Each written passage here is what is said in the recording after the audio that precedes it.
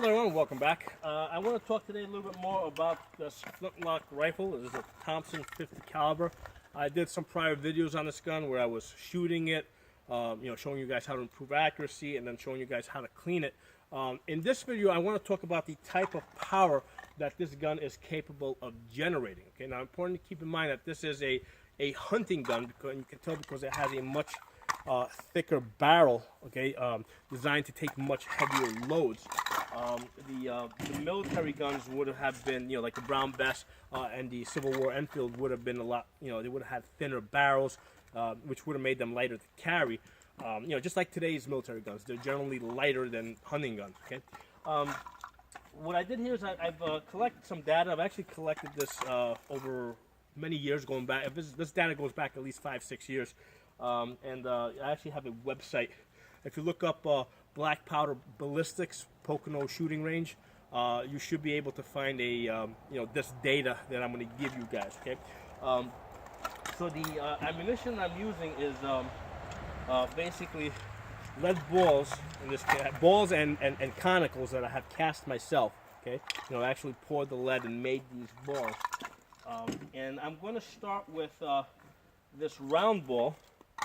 Okay, which is 178 grains. Okay, so it's 178 grains. Basically, this is a, basically this is like a 45 caliber because it had to be a little bit smaller in order to fit in there with the patch. So, with I started this one off at 60 grains of black powder, and this is by volume. This is not by weight. This is by volume. Okay, so at 60 grains.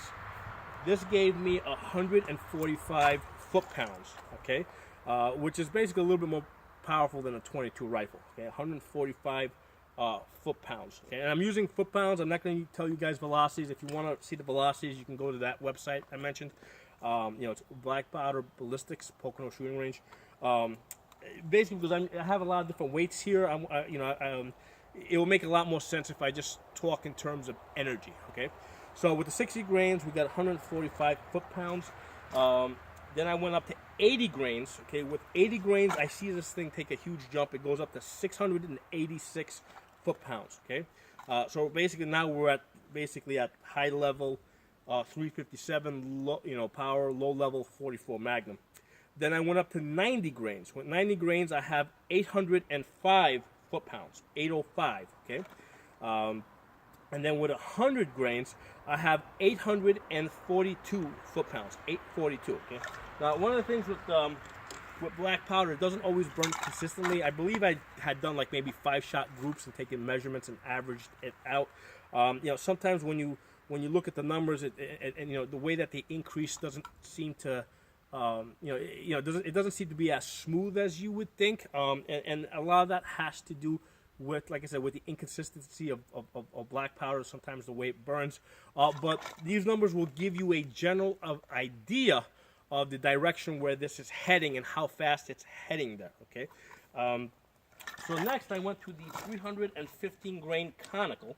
And basically the conical looks like this. Basically it's a bullet. Now this one is 220 grains. The 300, I didn't have a 315 grain to show you. The 315 grain would have basically just been a little bit longer than that. Okay, so with a 315 grain conical, I started this off with 80 grains of black powder, and the energy I got was 984. Okay, 984. So already with just 80 grains, I'm at the high level 44 Magnum. Basically what would be like 30 carbine. Also, it would be like, let's say if you're using an AR-15 with a short barrel, like maybe if you use, with a shorter barrel, you might get something like that. Maybe with a 10-inch barrel. So that's what we get. 80 grains, 984. Then I went up to 100 grains, and I got 1195. Okay, 1,195. Then I did 120 grains black powder. That gave me 1265. Okay, 1,265. So right now we're at basically, AR-15 level with a 16-inch barrel. Okay. Then I tried 140 grains. 140 grains on this 315 conical gave me 1514, 1,514. Okay, so basically now with the 140 grains, we are at AK-47 level, 30-30 level. Okay, that's where we are right now. So then what I did is I used the 485 grain conical. Okay, this is a much obviously a much bigger bullet. Now this is very significant because this is about the weight that the British would have been using during the American Revolution, because they weren't using a 50 caliber, they were using a 75 caliber. So the larger ball would have came in at about this level, about this weight, 400, about 500 grains. So this one's 485. Also during the Civil War, okay, we were using the Enfield rifles. They were like 58 calibers. Let's just say 60. They were 58 calibers, 58 to 60. They were using a mini ball, a Minet ball, that was kind of hollowed out in the back a little bit. And that hollow would actually force this to expand and grip the rifling. So they didn't have to use a patch with this. And it was a lot easier to load because they would just drop it, down the barrel because it was smaller.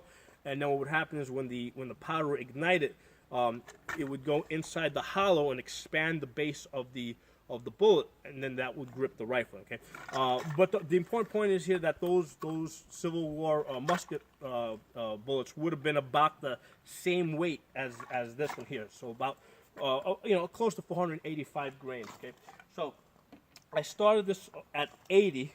I wish I had started at 60, but I didn't. I started at 80. At 80, it gave me 1,047. Okay, 1,047. So we're already at 44 Magnum level, 30 carbine level. Okay, if you're using an AR pistol or an SBR, you're already at that level. Okay, then I tried 100 grains. With 100 grains, it gave me 1,277, 1,277. So now basically we're at AR-15. With a 16-inch barrel, okay, with 100 grains in that, 100 grains of powder on that. Then I went to 120 grains, okay. 120 grains gave me 1,640, 1,640. I've already exceeded the power of an AK-47, okay. And then I tried it with 140 grains, okay. With 140 grains, I'm at 1,948, 1,948. Let's say close to 2,000 foot-pounds. Okay, so and basically that, why would you want a gun that powerful? Well, these guns were used in the frontier, and sometimes you gotta deal with bears, big grizzly bears and stuff like that. So that's the reason why they would have needed a powerful, musket, flintlock like this. Okay. The 148 grains, like I said, is very significant because that is the closest to what the military would have been using, right, during both the American Revolution and the Civil War. They were not using 80 grains, though. They were using about 60 grains. I wish I had tried this with 60 grains. Based on the way the numbers are running, I'm going to say that that this is going to come in somewhere between 700 and 800 foot-pounds, with 60 grains of black powder. Okay, so if I load this with 60 grains of black powder, this is going to come in around, somewhere around between 700 and 800 foot-pounds, and basically that's at high level 357, mid-level 44 Magnum. So that's the type of power that the guns had during the American Revolution and the Civil War. I hope you guys enjoyed this. I know there's a lot of numbers I threw out at you guys. If you're not a numbers guy, then you probably stopped watching this video a while ago. If you do like numbers, then you're still here with me. If you got any questions, post them. If you like the video, give it a thumbs up. See you guys next time.